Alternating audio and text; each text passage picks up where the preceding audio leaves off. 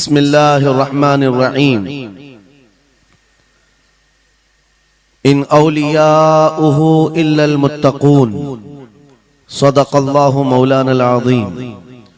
बारगाह रिसालत मुआब सल्लल्लाहु तआला अलैहि वसल्लम में एक बार दुरूद पाक का हदिया पेश करें। अल्लाहुम्मा सल्लि अला सय्यिदिना व मौलाना मुहम्मदिन मअदनिल जूदि वल करम व आलिहि व अस्हाबिहिल किराम व इब्निहिल करीम व बारिक व सल्लिम सलातन दाइमतन सरमदन अबदा।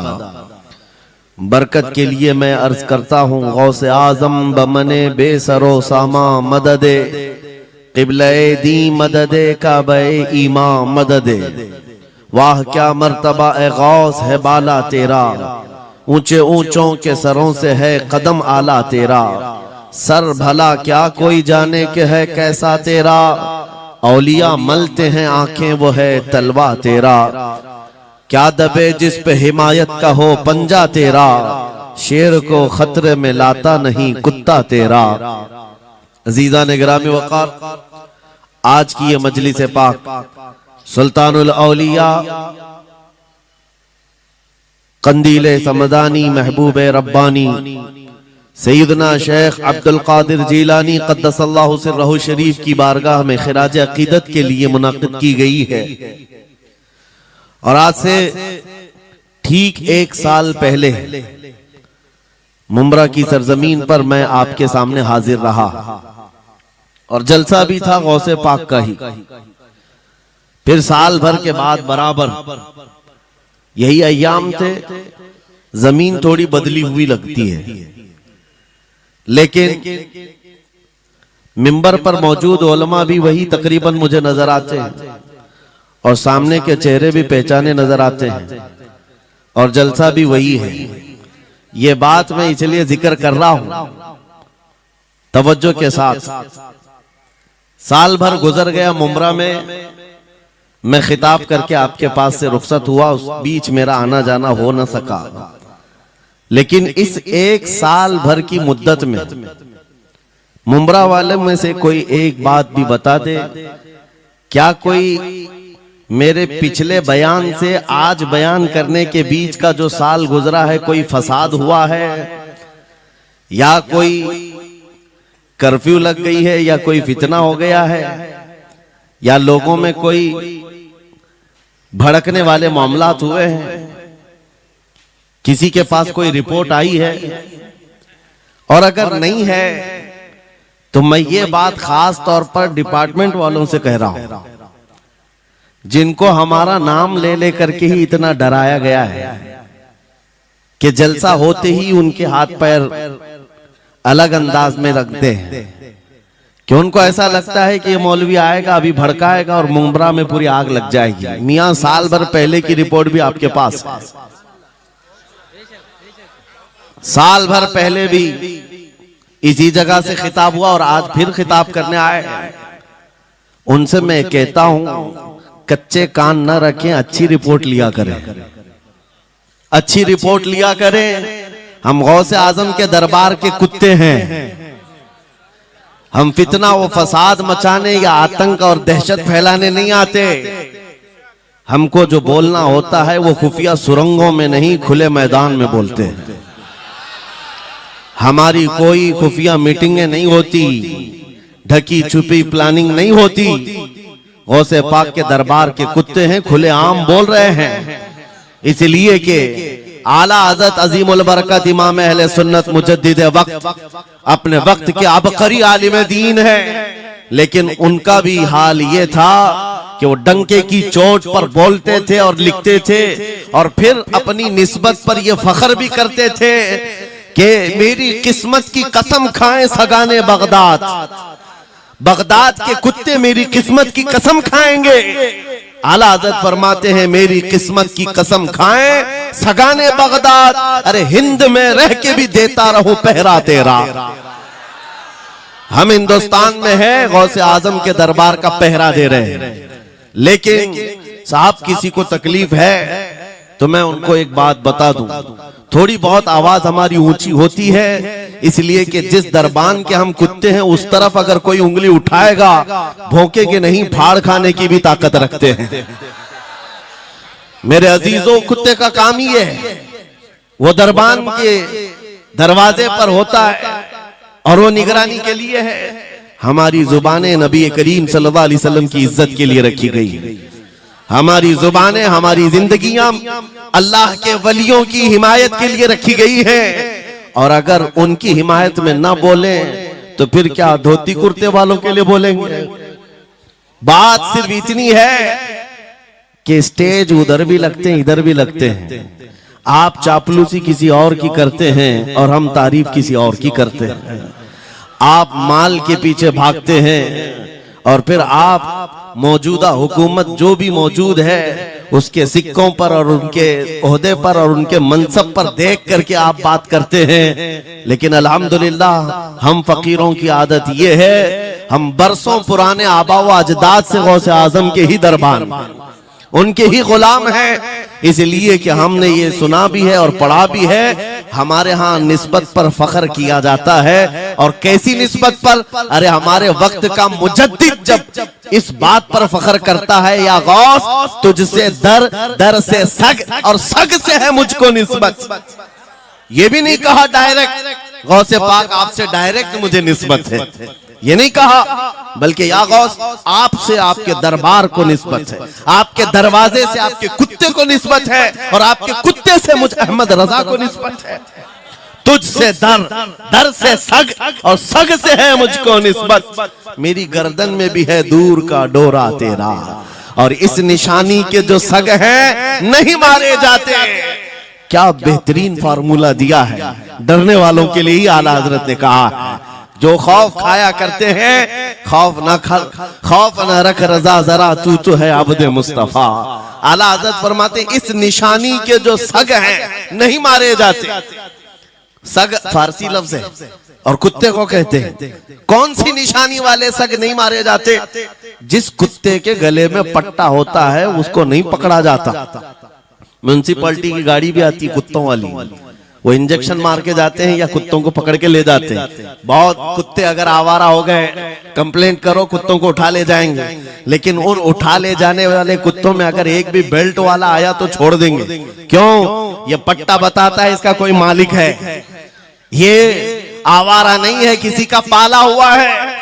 पट्टा बताता है इसका कोई मालिक है। और आला हजरत फरमाते हैं हमारे गले में कादरी पट्टा पड़ा हुआ है, और इस निशानी के जो सग हैं नहीं मारे जाते। हश्र तक मेरे गले में रहे कादरी पट्टा तेरा। गौसे पाक का ये निस्बत का पट्टा पड़ा हुआ है। ये अल्हम्दुलिल्लाह हमें बहुत सारी चीजों से महफूज रखता है। हमें जाहिर सी बात है आज इसी बात पर फख्र भी है। लोग मौलाना साहब कह रहे हैं हक बात कहना इस जमाने में नहीं, हर जमाने में दुश्वार रहा है, हर जमाने में दुश्वार रहा है। लेकिन ऐ नौजवानों, अगर तुम्हें अपनी निस्बत पर यकीन है कि मेरा पीर गौसे आजम जैसा है, मेरी निस्बत मुस्तफा करीम सल्लल्लाहु अलैहि वसल्लम से है, तो फिर खौफ किस बात का, डर किस बात का? इसीलिए हम डंके की चोट पर बोलते हैं, क्यों दबे जिस पे हिमायत का हो पंजा तेरा, शेर को खतरे में लाता नहीं कुत्ता तेरा। अजीजा ने ग्रामी वकार, आज सुल्तानुल औलिया गौसुल आजम की बारगाह में हम खिराज अकीदत पेश करने आए। जो बातें मैं अर्ज कर रहा हूं वो गौर से सुने। करामात ये औलिया इकराम की जिंदगी का हिस्सा है, अल्लाह की तरफ से उन्हें दिया गया। करामत क्या है? ऐसा मुहय्यरुल अक़ूल काम, अक्ल को हैरत में डाल देने वाला काम जो आम इंसान नहीं कर सकता, आम इंसान की अक्ल में ना आए, अल्लाह के वली से सादिर होने वाला ऐसा कोई काम, उसको करामत कहते हैं। लेकिन करामत औलिया इकराम की विलायत को साबित करने के लिए जरूरी नहीं। औलिया इकराम की विलायत को साबित करने के लिए करामत नहीं दिखाई जाती, शरीयत पर इस्तिकामत ये विलायत की अलामत है। अगर वो मजबूती के साथ हर जमाने में अपने दीन पर जमा हुआ है, वो अल्लाह का वली है, वो अल्लाह का वली है। आज भी हमारी कौम औलिया को ढूंढने पर लगी हुई है। सुनो, अल्लाह का वली ढूंढना चाहते हो तो ढूंढने के लिए निकलते हैं और पीछे पड़ जाते हैं, देखते हैं ये ठोकर मार करके सोने का सिक्का निकाल सकता है कि नहीं निकाल सकता है। औलिया को इन्हीं बातों पर आज भी लोग परखते हैं। सोचते हैं कि अभी बाबा आसमान पर उड़ेंगे तो मैं समझ लूंगा अल्लाह के वली हैं, पानी पे चल के दिखाएंगे तो मैं समझ लूंगा अल्लाह के वली हैं। मैं यहीं बैठा हूं, अचानक मेरे पास पैसों का थैला खोल के दे दें, अल्लाह के वली होंगे। यानी तुम एक जगह बैठे रहो, हलवा खिलाने वाले बाबा जिसको तुम समझोगे अल्लाह का वली है। मेरे अजीजों, ये जो चीजें तुम समझ बैठे हो अल्लाह के वली के लिए, ये जरूरी नहीं, बल्कि ये देखो कि वो नबी पाक की शरीयत पर कितना कायम है, मेरे नबी के रास्ते पर कितनी मजबूती से जमा हुआ है। मैं आपको पूछता हूं, सैयदुश शुहदा इमाम अली मकाम इमाम हुसैन आजम से बढ़कर अल्लाह का वली कौन? अल्लाह का वली कौन है? सारे औलिया कराम की निस्बत वहां जाकर खत्म होती है। उस हुसैन आजम को देखे करबला के मैदान में अपने बच्चों की कुर्बानी के सामने भी जमे रहे, डटे रहे, करामत का इजहार नहीं किया, शरीयत पर इस्तिकामत लोगों को दिखाया। दुनिया में जैसी भी आफतें आ जाएं, मुसीबतें आ जाएं, अगर दीन मुस्तफा पर जमा हुआ है, इस्तिकामत के साथ खड़ा हुआ है, वो उसकी सबसे बड़ी विलायत है, वो सबसे बड़ा वली है। अल्लाह का वली वो है जो शरीयत पर जमा हुआ है, डटा हुआ है, कायम है। और करामात औलिया इकराम की जिंदगी का एक छोटा हिस्सा है, छोटा हिस्सा है, और इस्तिकामत ये बहुत बड़ा हिस्सा है। जमे रह जाना किसी बात पर, खौफ ना खाना बातिल ताकतों से, न डरना इन जालिमों से, ये औलिया इकराम की जिंदगी का खास वतीरा है। आज हम सबको जिस चीज की जरूरत है वो करामत की नहीं, इस्तिकामत। करामतें सुनते भी आया, अब करामत से आप ये समझते हैं कि काया पलट जानी चाहिए। लोग आज मजाक भी करते हैं, कुछ वो मॉडर्न ख्याल के डॉक्टरों और प्रोफेसरों के लेक्चर सुनकर के पागल जो हो चुके सोशल मीडिया पर, वो भोंकते हैं करामात औलिया पर। क्या अब करामात क्यों नहीं दिखाते अल्लाह के औलिया? ये जो हालात बदले हुए हैं, इन हालात में इनकी करामतों से जमीन क्यों नहीं पलट जाती, जालिमों के मुंह में कीड़े क्यों नहीं पड़ जाते? मेरे अजीजों, पूरी दुनिया करामात से नहीं चलाई जाती, वल्लाह मुसब्बिबुल अस्बाब, असबाब पर रखा है। एक मशहूर जमाना बुजुर्ग हजरत मोहम्मद जाम रहमतुल्लाह अलैह बगदाद के हलाकू के जमाने के थे। हलाकू बादशाह जिसने बस्तियों की बस्तियां वीरान कर डाली और इतने कत्ल कर दिया था, जहां से गुजरता था इंसानों की खोपड़ियां।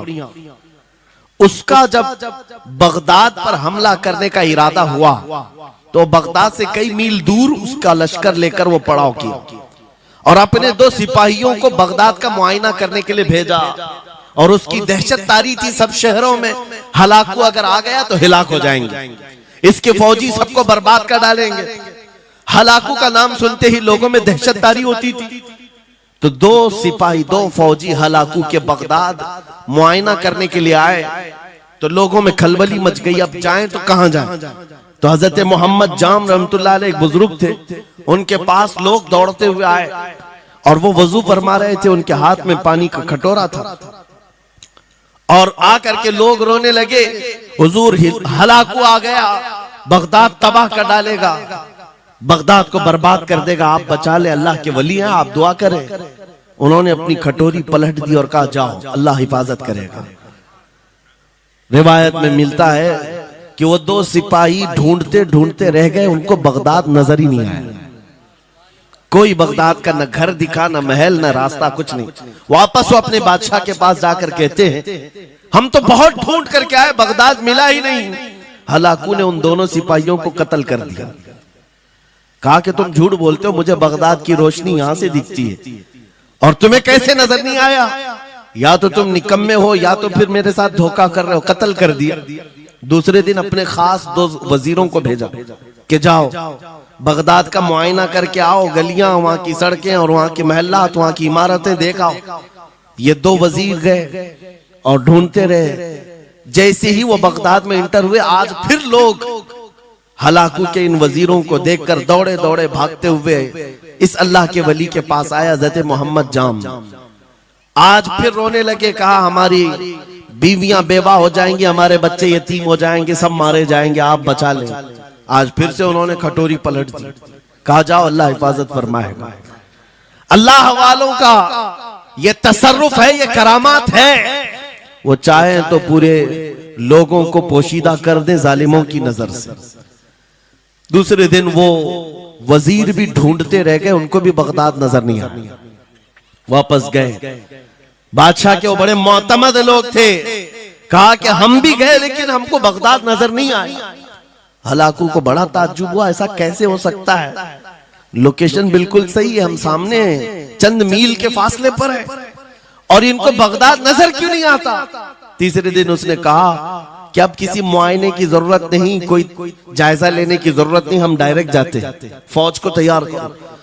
पूरी फौज को लेकर के जब तैयार होकर वो बगदाद के सरहद पर आकर खड़ा हो गया, उसके जंग का बिगल बजा और तबाही के आवाजें आने लगी, तो आज लोग फिर दौड़ते हुए हजरत मोहम्मद जाम के पास आए और उनसे रो रो कर गिड़गिड़ाने लगे, कहा आज तो आफत आ गई, बड़ी बला आ गई, तवज्जो से सुनना मेरे अजीजों, आज आप अगर ना बचाएं तो सब तबाह हो जाएंगे, बर्बाद हो जाएंगे। आज आप अपनी कटोरी उठा रहे थे, उन्हें गैब से निदा आई, ए मेरे महबूब बंदे, कब तक तुम अपनी कटोरी उठाकर इनको बचाते रहोगे। इनको मोहलत दी गई थी अपने अमाल दुरुस्त करने की, ना इन्होंने तौबा किया ना अपने अमाल दुरुस्त किए, इनको इनके हाल पर छोड़ दो। अल्लाह के वलियों को हुक्म होता है अल्लाह का, अब इन्हें न बचाया जाए तो जाहिर सी बात है वो हुक्म इलाही के पाबंद है। उन्होंने वो कटोरी छोड़ दी। फिर हलाकू दाखिल हुआ बगदाद में और ऐसी तबाही मचाई थी कि पूरे बगदाद की सड़कों में सिर्फ खून ही खून था, तबाह बर्बाद कर दिया, ईंट से ईंट बजा डाली। इस वाक़े को मैंने पढ़ा, उसके बाद ये महसूस हुआ अल्लाह के औलिया कराम मदद जरूर करते हैं, लेकिन एक वक्त तक, जब वो वक्त आ जाए अल्लाह की तरफ से मना हो जाए कि ये कौम बड़ी सरकश है, अब इनकी मदद ना की जाए, तो फिर ये हाथ उठा लिया करते हैं और इनको हालात पर छोड़ दिया जाता है। अजीज़ान गिरामी वक़ार, औलिया कामिलीन की करामतों पर भौंकने वालों से भी मैं यही कहूंगा, वो चाहे तो पल भर में हालात हमारे बदल दें, चाहे तो जमीन को उलट पलट दें, लेकिन वो अल्लाह के हुक्म के पाबंद होते हैं। और लोगों के लिए ये बात है, नसीहत है कि जब ऐसे हालात आ जाएं, आप इधर उधर भागने की बजाय पहले अपने दिल की तरफ देखें, कहीं मेरे गुनाहों से दिल के धब्बे बढ़ तो नहीं गए, मेरा दिल सियाह तो नहीं हो गया। सच बताओ मेरे अजीजों, इतने सख्त हालात के बाद कितने लोगों को ऐसी तौफीक हुई कि रात का अंधेरा छा गया हो और तौबा करने का जज्बा बढ़ गया हो, रात के वक्त बैठ करके रोने लग गया हो। फिलिस्तीन के गज्जा के उन मुसलमानों की हालत सार को देखकर रूह अगर तड़पती है और तुम अपने अमाल की सेहत और दुरुस्तगी के लिए तौबा कर ले जाते हो, ये बहुत बड़ी नेमत है अल्लाह की। फिर तुम्हें किसी करामत के ज़ुहूर की जरूरत नहीं, तुम्हारा बदलना ही दुनिया के हालात को बदल देगा, सब बदल जाएगा।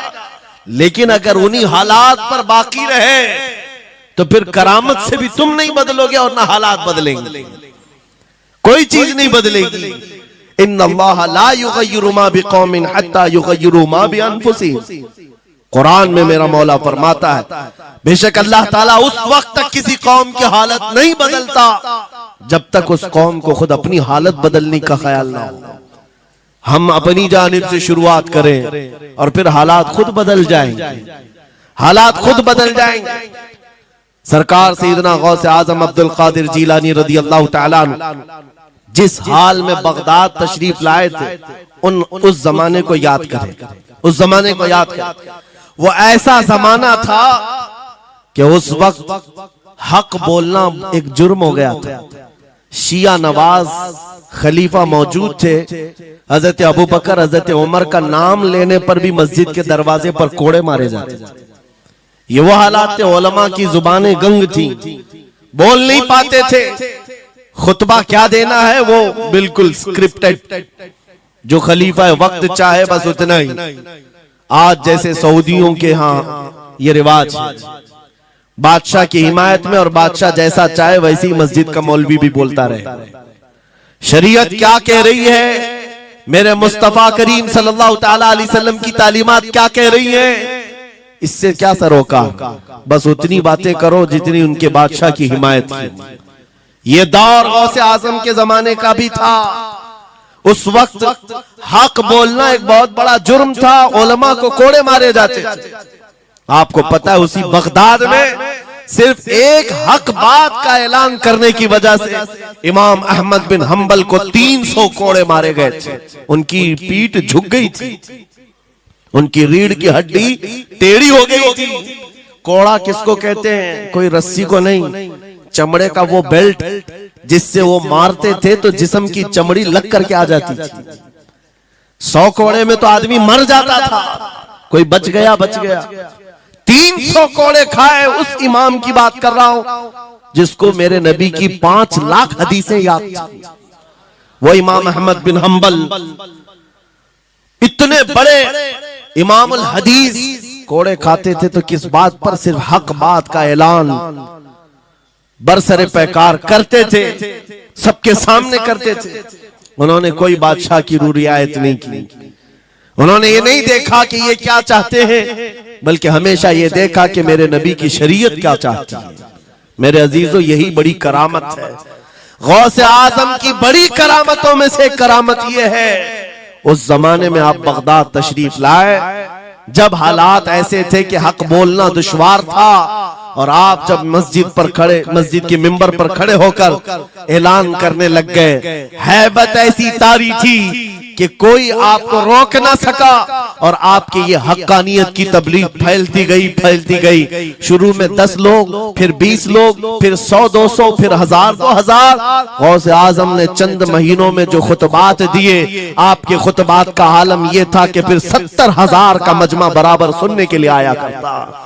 और गौसे आजम का ये खुतबा एक नहीं, हजारों खुतबात हैं। जब जब आप खुतबा देते थे, एक बात याद रखें, जुबान अगर पाक हो और अल्लाह की नबी पाक की शरीयत ताहिरा बोलती हो, उस जुबान में भला का असर होता है, अल्लाह करीम की तरफ से असर डाला जाता है। हक बात अगर बुलंद आवाज से कहो, ये मत देखो कि मैं कौन हूं, ये देखो कि कलाम किसका है। अल्लाह करीम लोगों के दिलों पर बात डालता है। गौसे आजम की जुबान से निकले हुए कलमात ऐसे हुआ करते, मजमा खत्म होने से पहले पता नहीं कितनों की तो लाशें उठाई जाती थी, कितने तो वहां बेहोश हो जाते। किस बात पर? इतना असर करता दिल पर कि लोग कपड़े फाड़ लेते थे। खुतबे के अंदर, बयान के अंदर ऐसा असर होता कि लोग बैठे बैठे मदहोश हो जाते, कोई जोश हाल में कपड़े फाड़ डालते। रिवायात में बताया गया कोई एक मजमा भी ऐसा नहीं जिसमें हुजूर गौसे पाक की तकरीर के बाद जनाजा ना उठाया गया। हर खिताबत के बाद, और बोलते क्या थे, हैरत की बात है मेरे अजीजों। आज बाज लोग ये कहते हैं हम भी बहुत सारी चीजें बयान कर रहे हैं, मैं अपने लिए भी नसीहत और सारे उलमा के लिए भी कहता हूं। लोगों के पल्ले नहीं पड़ती, लोगों के कानों में नहीं जाती। ये जुमा में आते हैं, सोते रहते हैं, जब इमाम खड़ा होता है नमाज के लिए तो ये झटका लेकर के खड़े होते हैं, बयान यूं ही चला जाता है। मेरे अजीजों, 2 चीजों की पाबंदी जरूरी है।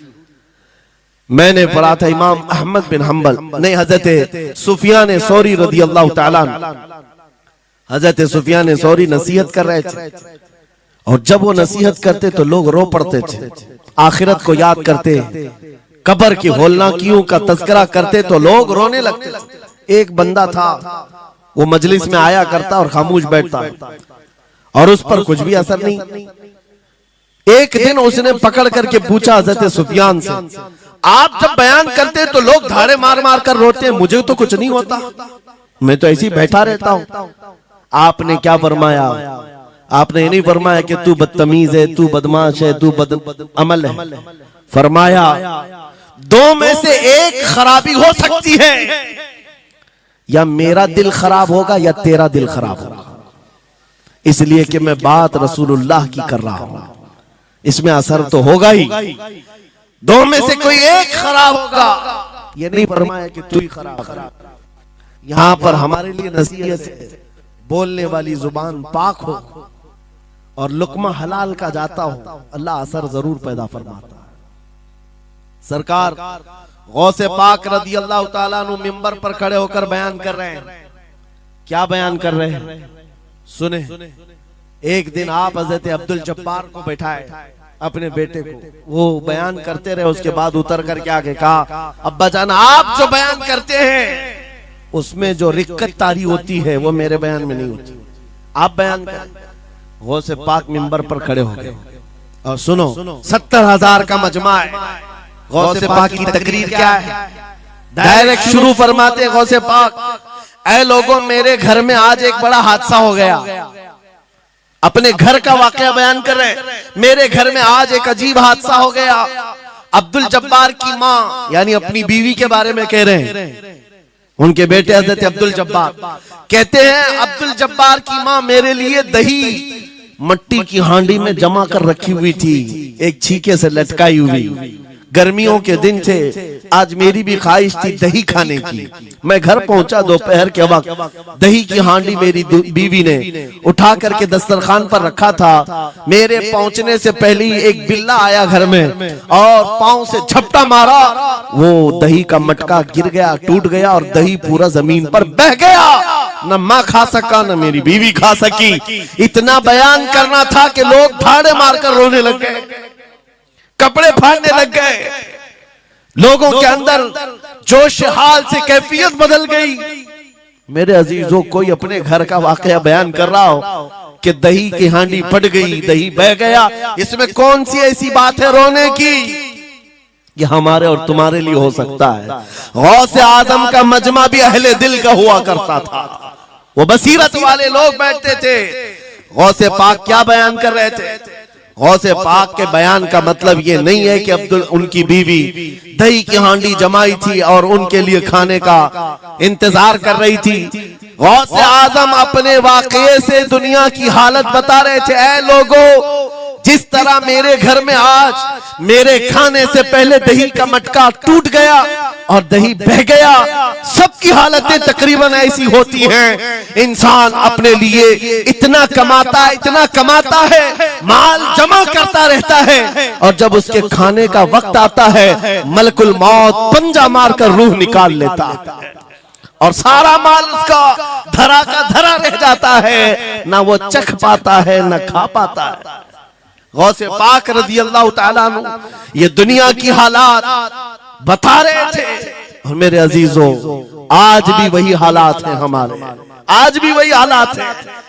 हमने कमाने के लिए अपनी सेहत गंवा दी, रात नहीं देखा, दिन नहीं देखा, दौड़ते रहे माल हासिल करने के लिए। इतना जमा कर लूं, इतना जमा कर लूं, इतना जमा कर लिया, जब तक तो सेहत बिगड़ गई, शुगर भी आ गई, बीपी भी आ गई और ऐसी बीमारियां लग गई कि अब इनको ठीक करने के लिए जितना जमा किया था खर्चा करते रहो।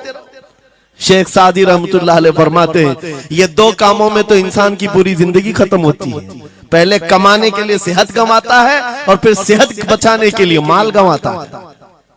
ये दो चीजों में गौसे पाक रज़ी अल्लाह ताला अन्हु की नसीहत यही थी कि इतना जमा कर ले जाते हो, इतना जमा करते हो कि फिर जब खाने का वक्त आता है तो मियाँ ऐसे हालात होते हैं कि नमक भी नहीं खा पाते, शक्कर भी नहीं खा पाते।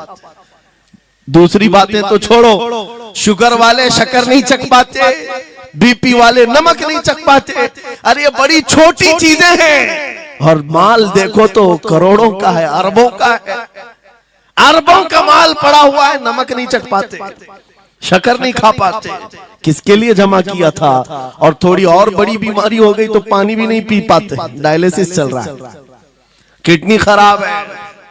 कितने ऐसे लोग मिलते हैं आज, कितने ऐसे हैं जिन्होंने साफ मुझसे कहा कि डॉक्टर ने पूरा गिन करके कहा है कि पूरे दिन भर में जो है एक ढक्कन से पानी पीना, बोतल का जो ढक्कन होता है उस ढक्कन से बस बूंद बूंद चखते रहना, पानी ही ना पियो, इसलिए कि किडनी काम नहीं करती।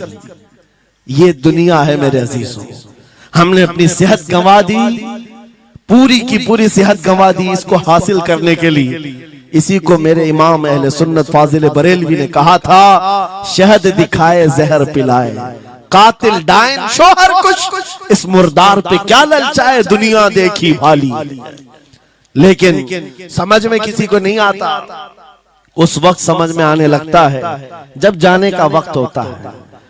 जाने के वक्त हालात ऐसे होते हैं, मैं अक्सर अपने टूर में देखता हूँ, उमरा पे जाते हैं, बगदाद पे जाते हैं, खूब आयश से रहते हैं, सबको पता रहता है प्लेन में सिर्फ 30 किलो का अलाउड है, लेकिन मार्केट में जाते हैं तो उनको कुछ खबर नहीं होती, सब खरीद रहे होते हैं। हो जाए खरीद करके लाकर रूम में भर दिए, और आज शाम में जाना है तो ठोस रहे हैं इस बैग में उस बैग में नहीं घुसा, और उसके बाद फिर एयरपोर्ट पहुंचे तो कभी इसको रिक्वेस्ट कभी उसको रिक्वेस्ट, थोड़ा हमारा भी ले लो, थोड़ा हमारा भी ले लो। अरे वहां सबका 30 है, कोई लेने को तैयार नहीं। फिर खरीदा हुआ वहीं छोड़ करके हसरत भरी निगाह से देखते जाते हैं, किसी की खजूर छूटी हुई है, किसी के मुसल्ले छूटे हुए हैं, किसी के कपड़े छूटे हुए हैं। हर बार हम एयरपोर्ट पे देखते हैं, छोड़ करके जा रहे होते हैं, बड़ी हसरत से देखते हैं। मेरे अजीजों, ये कोई लतीफा नहीं, सेम यही हालात जब दुनिया से जा रहा होता है एक इंसान, मरने से पहले उसकी आंखें फटी रह जाती हैं। क्यों कहा गया है मरने के वक्त सबसे पहले उसकी आंखें बंद कर दो? क्योंकि वो अपना माल देख रहा होता है, अपनी औलाद देख रहा होता है, अपना घर बार देख रहा होता है। मैंने इसको बनाया था, इस तरह से कमाया था, इस तरह से इसको पाला था, ये सब देखता रह जाता है। उनमें से किसी चीज को उठा भी नहीं पाता, ले नहीं जा सकता, यहाँ तक कि ऐसी हालत होती है खुद जा भी नहीं पाता, दूसरों के कंधों पर सवार होकर जाना पड़ता है। ये दुनिया की हकीकत। गौसे पाक की तालीमात अगर पढ़ते रह जाओ मेरे अजीजों, तसव्वुफ का एक ऐसा किला है, गौसे पाक की तालीमात काफी है तुम्हें तौबा करने के लिए, दुनिया में दिल लगाने के लिए और उससे दिल हटाने के लिए। गौसे पाक की तालीमात काफी है। आपने फरमाया था दुनिया में ऐसे रहो जैसे कश्ती समंदर में चलती है। कश्ती समंदर में चलती है यानी पूरे भरे हुए मौजों के पानी पर कश्ती चल रही है, लेकिन उसका कुछ बिगड़ता नहीं है। हाँ, अगर पानी कश्ती के अंदर आ गया तो फिर कश्ती के लिए खतरा है, डूब जाएगी। तुम दुनिया में ऐसे ही रहो कि तुम्हारे अंदर दुनिया ना आए, तुम दुनिया में हो, तुम्हारे अंदर दुनिया ना आ जाए। अगर तुम्हारे अंदर दुनिया घुस गई तो डूब जाओगे, फिर यहां से निकल नहीं पाते।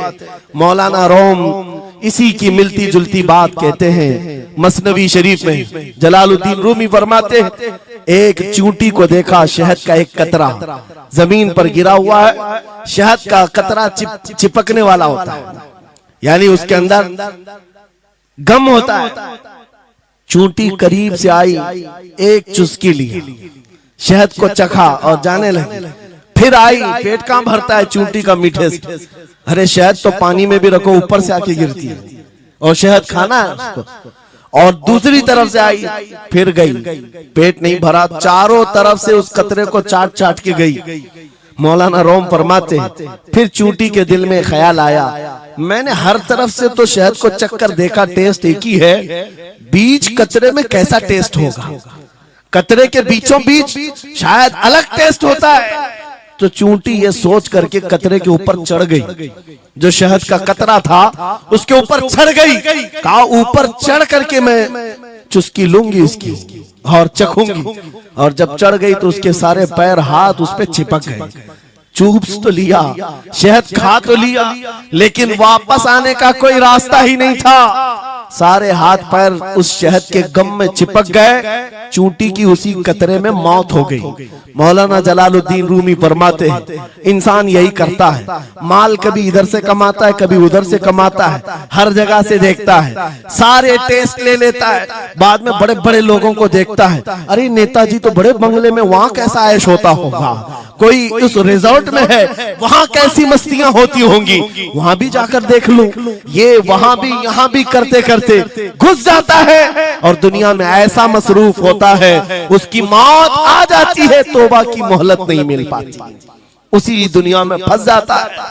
मेरे अजीजों, गौसे आजम की तालीमात ये हैं, दुनिया में ऐसे रहो जैसे कश्ती समंदर में रहती है, तुम्हारे अंदर पानी ना आने पाए। अगर तुम्हारे अंदर आ गया तो डूब जाओगे। इन तालीमात पर अमल करते हुए आज हम हालात देख सकते हैं। जितनी चीजों ने हमें बिगाड़ा है आज, वो दुनिया की मोहब्बत है, वो दुनिया की मोहब्बत है। मेरे आका सल्लल्लाहु अलैहि वसल्लम का एक फरमान मैं सुनाता हूँ, अबू दाऊद शरीफ की हदीस है। वो आज के जमाने में अगर मैं आपके सामने बयान करूं तो ऐसा लगे हमारे लिए ही बयान हुआ है। रसूल करीम सल्लल्लाहु अलैहि वसल्लम फरमाते हैं, यूशकु अन तदाअ अलैकुमुल उमम कमा तदाअल अकिलतु इला कुसअतिहा। करीब एक जमाना तुम पर आएगा, तुम देखोगे कि सारी जमातें मेरी उम्मत पर टूट पड़ेंगी। ऐसे टूट पड़ेंगी जैसे भूखा बर्तन पे झपटता है, भूखा आदमी जैसे बर्तन पे झपटता है, ऐसे मेरी उम्मत पर सारी कौमें झपट पड़ेंगी। आज वही तो हालात है, आज वही हालात है। सबका टारगेट हम ही है, सबका निशान हम है। सहाबा ने पूछा उस वक्त, यौमइदिन नहनु मिन क़िल्लतिन या रसूल अल्लाह, ऐ अल्लाह के रसूल उस जमाने में हमारी तादाद कम होगी, ऐसा क्यों होगा कि सारे लोग हम पर झपट पड़ेंगे? नबी पाक फरमाते हैं, वलाकिन्नकुम कसीरून, नहीं तुम तो बहुत ज्यादा होंगे उस वक्त, गुसाअन का गुसा इस्सैल, लेकिन तुम्हारी हालत समंदर के झाग की तरह होगी। यानी समंदर का कफ झाग जो होता है हवाओं से उड़ जाता है, तुम्हारी हालत ऐसी होगी। तादाद तो बहुत होगी, लेकिन छोटी छोटी चीजों से बिलबिला करके भागने वाले लोग, ये प्यूरिटी नहीं रह जाएगी। फिर सहाबा ने पूछा, या रसूल अल्लाह सल्लल्लाहु अलैहि वसल्लम, ये ऐसी चीज हमारे अंदर क्यों आएगी? मेरे आका फरमाते हैं, वजह दो ही होगी। दो चीजें जब तुम्हारे दिल के अंदर आ जाए तो अल्लाह ताला तुम्हारे दिलों से, तुम्हारे दिलों के ऊपर काफिरों का, दुश्मनों का रौब डाल देगा। तुम डरते डरते जीने लग जाओगे, खौफ के आलम में जीने लग जाओगे। वो दो चीजें क्या है? मेरे आका फरमाते हैं, हुब्बुद दुनिया व कराहियतुल मौत, दुनिया से बेइंतहा मोहब्बत करने लगोगे और मौत से भागने लगोगे। मौत से तुम्हें नफरत हो जाएगी, डरने लग जाओगे। ये दो चीजें जब तुम्हारे अंदर आ जाए, तुम्हारे दिलों पर काफिरों का रौब डाल दिया जाएगा, दुश्मनों का खौफ डाल दिया जाएगा। क्या ये दो चीजें आज हमारे अंदर आ गई? है नौजवान, दुनिया में ऐसे मस्त हो गए, हर एक को अपनी मसलहत है। मेरी दुकान कैसे चलेगी, मेरा बिजनेस कैसे चलेगा। मौलाना तो तकरीर करते हैं, ये बोलते हैं इनको कुछ हो गया, हमारे बच्चों का क्या होगा। ये सारी मसलहतों की बातें मैं सुन सुन करके पक गया हूं। बहुत सारे लोगों को तो ये लगता है इनके साथ मत बैठो, वरना कल को इन पकड़ के ले जाएंगे तो तुम्हारा भी नाम आ जाएगा। बहुत सारे स्टेज पर उलमा के हालात पर अभी तो चल रहा है, जिस दिन कोई टारगेट पर आए इधर उधर बैठने से भी डरने लगे। इनके ऊपर इतने केस हैं, बाजू बैठने वालों की भी हालत खराब हो जाएगी, हमारा भी नाम ना आ जाए। मेरे अजीजों, ये सब गीदड़ भपकियां हैं, तुम्हारे ईमान का इम्तिहान। मैं तो यही कहता हूं, हमारे साथ कोई मामला नहीं। वही बात मैं कहता हूं जो अकबर इलाहाबादी ने कहा था, रकीबों ने रिपोर्ट लिखवाई है जा जा के थाने में कि अकबर नाम लेता है खुदा का इस जमाने में। यही रिपोर्ट लिखवाते हैं जा जा करके। हमारी भी जहां रिपोर्ट लिखी हुई होगी, बात यही होगी कि ये रसूलुल्लाह का नाम लेता है और उनके नाम पर लोगों को बात करता है, यही रिपोर्ट होगी। और इस बारे में हम कभी डरते नहीं। मैं आपको बताऊं, उत्तर प्रदेश में वहां के हालात तो पता है, बिल्डोजर की हुकूमत चलती है। लेकिन मेरे अजीजों, एक मौलाना साहब ने कहा, आपके साथ जलसे में बैठकर मैं लब्बैक लब्बैक के नारे लगा रहा था, दूसरे दिन मुझे थाने बुला लिया और फिर मुझे बहुत ज्यादा मामलात हो गए। कहा कि मौलाना तुम ही नारे लगा रहे थे। आप लोग न डरे इंशाअल्लाह। यहां पर तो उन्होंने मुझसे कहा, मैं कहा क्या हुआ, फिर कुछ हुआ? कहा मुझसे कह रहे थे केस हो जाएगा, हालात बिगड़ जाएंगे, खराब हो जाएंगे। मैंने कहा फखर करो मौलाना इस बात पर, दुनिया चोरी करके थाने जाती है और तुम नबी का नाम लेकर जा रहे हो। कौन सा मसला है? बात सिर्फ इतनी है मेरे अजीजों, हम बोलते रहेंगे उस वक्त तक जब तक अल्लाह तबारक व तआला ने जुबान रखी है। नबी पाक की अज़मत और नबी पाक की शरीयत और औलियाए उम्मत की मिदहत बयान करना जुर्म है। यह जुर्म हम 1000 बार करें, अगर ये जुर्म है 1000 बार करें, बल्कि हम दार पर भी, फांसी के फंदे पर भी ये जुर्म करेंगे, क्योंकि हमारे असलाफ ने हमें ये बताया है जो जान मांगो तो जान दे दें, जो माल मांगो तो माल दे दें, मगर ये हमसे कभी ना होगा नबी का जाहो जलाल दे दे।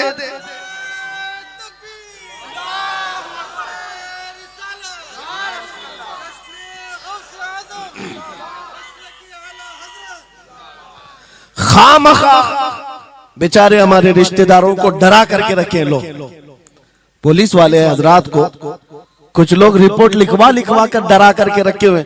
मैं आपको बता रहा हूं, एक साल में तकरीबन 170 के करीब जलसे करके आए। किसी एक जगह की भी रिपोर्ट निकाल करके बताओ कि हमने कहीं फसाद करवाया, हमने कहीं पर लोगों में माहौल बिगाड़ा हो, या पब्लिक भड़क करके एक दूसरे के जंग करने पर आई हो, कहीं नहीं। अगर कौम को, सोई हुई कौम को बेदार करना तुम्हारे नजदीक भड़काना है तो ये भड़काना तो बहुत अच्छा है मेरे अजीजों। हमारा काम सिर्फ इतना है, हम उन नौजवानों से बात कर रहे हैं जो अपने नबी के फिदाई हैं, जो अपने नबी के आशिक हैं, और हम सिर्फ उस लौ को और बढ़ाना चाहते हैं जो इनके सीनों में जल रही है। इनके सीनों में किसी और की नहीं, मेरे मुस्तफा के मोहब्बत की शमा है। अगर वो मध्यम है हम उसको तेज करना चाहते हैं। बस मेरे नौजवान से मेरा मुतालबा सिर्फ इतना ही है, किसी की जय विजय क्यों पुकारे, क्या गरज हमको, हमें काफी है सैयद अपना नारा या रसूल अल्लाह, हमें काफी है सैयद अपना नारा।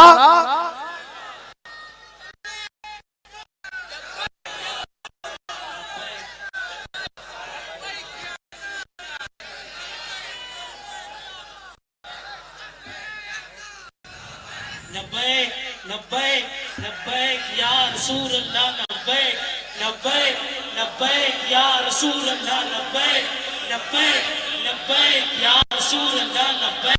तवज्जो,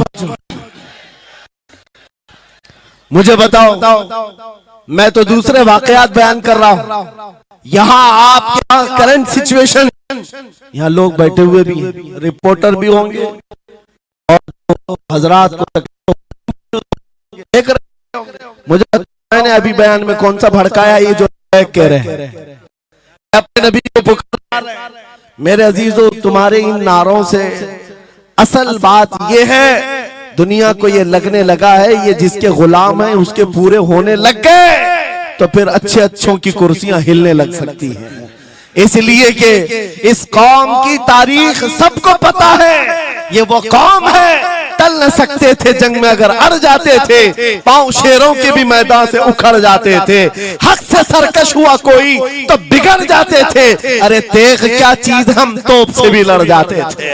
ये हमारी तारीख है, दुनिया को पता है, दश्तो दश्त है, दरिया भी न छोड़े हमने, बहरे जुल्मात में दौड़ा दिए घोड़े हमने। इकबाल ने कहा है थमता न था किसी से सैले रवा हमारा, कुछ बात तो है कि मिटती नहीं हस्ती हमारी, सदियों रहा है दुश्मन दौरे ज़मा हमारा, बातिल से डरने वाले आसमां नहीं है हम, 100 बार कर चुका है तू इम्तिहान हमारा। इसी बात को लेकर के बोर्ड के बिगाड़ करके पैदा किया जाता है। हालात खराब हो जाएंगे आपके बयान का, हालात खराब नहीं होंगे। ईमान अगर मजबूत हो जाता है तो हालात खराब कभी नहीं होते, हालात खराब नहीं होते। आज ऐ सुन्नी मुसलमानों, गौसे पाक रज़ी अल्लाह ताला अन्हु की निस्बत अगर कामिल है, ये बात सुन लो, वक्त खत्म होने को आ गया, मैं अपने वक्त पर समेट लूंगा। आप मिंबर पर खुतबा दे रहे हैं, उलमा भी तवज्जो करेंगे, क्योंकि ये भी मिंबर पर खुतबा देने के लिए खड़े होते हैं और जुमा में मस्जिद पर माइक लेकर के बयान करते हैं, आधा घंटा पौना घंटा। अब तो हालात ऐसी आएंगे इनके साथ। अब तक तो ट्रस्टियों की चिट्ठियां आती थी, सदर सेक्रेटरी बोलता था मौलाना ये नहीं बोलना वो नहीं बोलना। अभी इसके बाद और आगे से भी आएंगी और चिट्ठियां आएंगी कि मौलाना अभी आपको क्या बोलना है इस जुम्मा में। ये डरे भटके हुए लोग जो उलमा की गर्दनों पर राज करते हैं, उनसे भी मैं कहता हूं खोल दो, आजाद कर दो उन जुबानों को जो मेरे मुस्तफा की हैं, जो नबी पाक सल्लल्लाहु अलैहि वसल्लम की हैं। इनकी जुबानों पर ताले ना लगाओ। या उलमा तुम्हारे दीन के मुहाफिज हैं, तुम्हारी नस्लों की शरीयत के मुहाफिज हैं। आज इनकी जुबानों को बंद करोगे, कल तुम्हारे बच्चे नबी का नाम लेने से घबराने लग जाएंगे, डरने लग जाएंगे। उलमा के गलों में और इनकी गर्दनों में रस्सियां न डालो। ये तो उन जालिम ट्रस्टियों से कहता हूं, बाकी उलमा से कहता हूं अगर हालात ऐसे आ गए ठोकर मार दो इनकी नौकरियों को। एक दरवाजा अगर ये बंद करते हैं, मेरा मौला 70 दरवाजे और खोलेगा।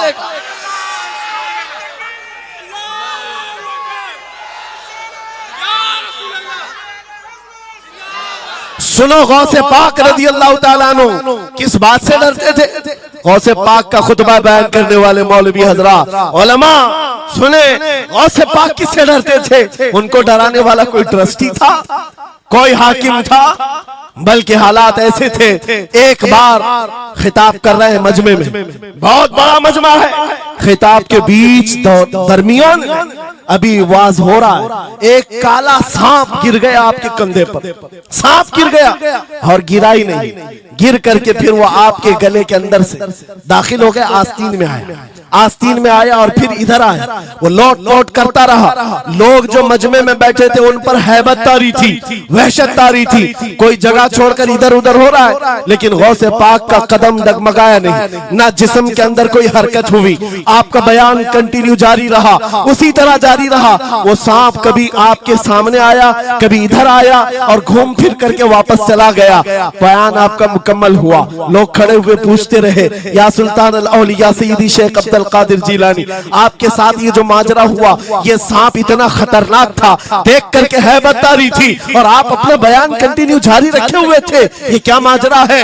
गौसे पाक फरमाते हैं वो सांप तो मुझसे कह रहा था, ऐ अब्दुल कादिर तुझसे पहले 70 औलिया को भी मैंने ऐसे ही आजमाया है, 70 उलमा को मैंने ऐसे ही आजमाया है और आजमा कर चला गया। गौसे पाक क्या फरमाते सुनो, ऐ लोगों तुम मुझसे पूछ रहे उससे डरता था या नहीं डरता था, बात सिर्फ इतनी है, मैं उस कादिर का बंदा अब्दुल कादिर हूं, उस कादिर का बंदा अब्दुल कादिर हूं। मेरे उसकी कुदरत पर ऐसा यकीन है, अगर मौला ने मेरी मौत लिखी है तो ये काले सांप से क्या चूंटी से भी हो सकती है, और अगर मौत नहीं लिखी इस तरह के 1000 सांप मेरे गले में आए, मेरी मौत नहीं आ सकती। मेरा उसकी कुदरत पर यकीन कामिल है, इसलिए मैं उसका बयान कंटिन्यू रखा, जारी रखा।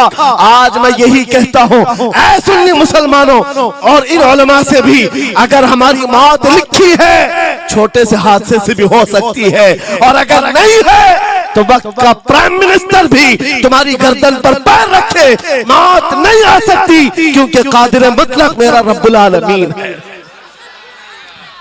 वक्त का बादशाह भी तुम्हारी गर्दन पर तलवार रखे नहीं आ सकती। आपको पता है चंगेज की तारीख, चंगेज एक जालिम बादशाह गुजरा, बहुत बड़ा जालिम, जिसके सर पर 50 लाख लोगों के कत्ल का इल्जाम है। 50 लाख इंसानों का कत्ल मामूली है। उस जमाने का चंगेज, और वो मुल्क के मुल्क फतह करते हुए निकला था। एक जमाना ऐसा था मेरे अजीज, घोड़े पर बैठा हुआ चंगेज कुछ लोगों को, मुसलमानों को गिरफ्तार करके मैदान में खड़ा किया है और जल्लाद को बुलाया कि एक साथ सबकी गर्दनें उड़ाने लग जाओ। वो कितने लोग थे? 3 सफों में खड़ा किए हुए थे लोगों को जिनका कत्ल होना था। लाइन से खड़े हुए हैं, सब अपनी अपनी बारी का इंतजार कर रहे हैं। जल्लाद तलवार लेकर आया और जब पहली सफ वालों को कत्ल करने लगा, वो गर्दनें उड़ा रहा था। एक बूढ़े मियाँ पहली सफ में खड़े थे, वो जल्दी से दूसरी सफ में चले, पीछे वाली सफ में गए। बादशाह चंगेज घोड़े पर बैठा हुआ खिलौने से खेल रहा है और ये मंजर भी देख रहा है और हंस रहा है। बूढ़ा यहां से उधर चला गया, पहली सफ का काम तमाम, पूरे कत्ल हो गए। दूसरी सफ में जब कत्ल का ऑर्डर आया तो जल्लाद फिर गर्दनें उड़ाने लगा। दूसरी सफ, दूसरी लाइन को कत्ल करने लगा जल्लाद। ये बूढ़े बाबा जो है तीसरी सफ में चले, पीछे और एक सफ थी, यहां से बचकर तीसरे में चले गए। दूसरी सफ भी उड़ गई। उसके बाद बादशाह चंगेज कहा मार करके कहने लगा, बाबा जी अब तो इसके पीछे कोई सफ नहीं, ये तीसरी थी, अब कहां जाओगे? बूढ़े मियां ने सर झुकाकर कहा, अब भी मेरा अल्लाह है। ये यकीन होता है, जहां तक बचना है बच लेंगे, और जब नहीं है, बाबा जी ने कहा अब भी अल्लाह है, हो सकता है। उस चंगेज ने कहा कि उड़ाओ अब इनकी गर्दनें। अभी जल्लाद तीसरी सफ को उड़ाने ही जा रहा था, अचानक चंगेज के हाथ से वो खिलौना नीचे गिरा, जो खेल रहा था बैठ करके घोड़े पर। जैसे ही वो खिलौना उठाने के लिए नीचे की तरफ आया, उसका पैर जीन से निकल गया और घोड़ा अचानक बिदक गया, सरकश हो गया, और घोड़ा सर पर दौड़ने लगा, और ये एक पैर इसका जीन में फंसा हुआ है और सर नीचे जमीन पर है। अब घोड़ा दौड़ता गया, पता नहीं कितने पत्थरों से इस बादशाह का सर टकराता रहा। घोड़ा किसी के काबू में नहीं आ रहा। सारे सिपाही, सारे फौजी इस घोड़े को पकड़ने के लिए पीछे भाग रहे, लेकिन घोड़ा दौड़ता गया, इतना दौड़ा कि उस चंगेज का सर फट करके भेजा बाहर, मर गया। बहुत दूर जाकर के घोड़ा एक जगह रुका। बादशाह की मौत का ऐलान इतना बड़ा था, सारे सिपाही, सारे फौज बादशाह को लेने के लिए हाजिर आए। मियां पूरी सल्तनत तहबतह हो गई, हुकूमत बदल गई, सब खत्म हो गया, और जो कैदी थे वो आजाद होकर जाने लगे। वो बूढ़े मियां कहते हैं बाकी लोगों से, क्या मैं नहीं कहता था अल्लाह अब भी हमारे साथ है? मेरे अजीजों, एक बात याद रखो, हमारे लिए दुनिया द एंड नहीं कर सकती जब तक मेरा मौला ना चाहे, अल्लाह ना चाहे। आज लोगों को ये लगता है, मुझे वैसी भी बात बताया गया कि यहाँ पर मुंबरा की आपकी घनी आबादी, फिलिस्तीन के मामला पर कुछ बोलेंगे यहाँ पर भड़क जाएंगे। मेरे अजीजों, इतने भड़कने की जरूरत नहीं, तुम यहाँ भड़कोगे तो फिलिस्तीन पहुंच भी नहीं पाओगे। बात यह है, हम बोलेंगे जरूर जुल्म के खिलाफ और हक के लिए, चाहे जैसी भी हालात हो। अगर किसी को बुरा लगता है इजराइल जालिम है, तो मैं 100 बार कहूंगा वो जालिम है, जालिम है, जालिम है। उनकी कोई हिमायत करने के लिए हम नहीं है, लेकिन एक बात आपको मैं जरूर बताना चाहता हूं, गौसे पाक का मसला कि ये है, सुल्तानुल औलिया गौसुल आजम की निस्बत के साथ आप अपनी शरीयत पर कायम रहें और अपने ईमान पर डटे रहे, और तौबा व इस्तिग़फ़ार के बाद अपने हालात बदल लें। और उन गरीब मुसलमानों को देखकर जो कत्ल हो गए और उनके टुकड़े हो गए, ये मत समझना कि इस्लाम खत्म हो गया। हर जमाने में ये चीजें आती रहेंगी, लेकिन आज मैं ये ऐलान करके गुफ्तगू खत्म करता हूँ। इन हालात को देखकर इस बात का फिर से हम नारा तजदीद करके जाते हैं, कत्ले हुसैन असल में मर्गे यजीद है, इस्लाम जिंदा होता है हर करबला के बाद। लब्बैक या रसूल अल्लाह, लब्बैक या रसूल अल्लाह, लब्बैक या रसूल अल्लाह।